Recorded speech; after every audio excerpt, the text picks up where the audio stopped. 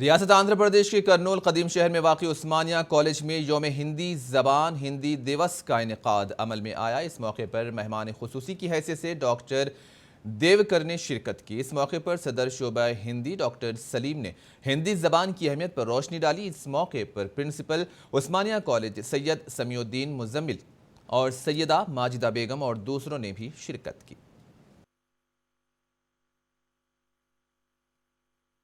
75 साल के अमृत महोत्सव के जिस सुअवसर पर हम अपने कॉलेज में हिंदी समारोह को मनाए हैं। हिंदी दिवस को मनाना हमारे लिए और छात्रों के लिए गर्व की बात है।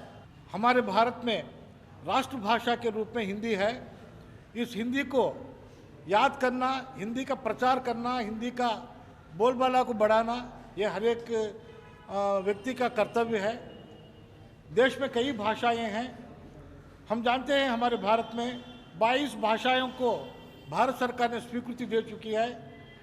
इसके अलावा हमारे देश में 1762 बोलियां लैंग्वेजेस हैं जिनकी लिपि नहीं है।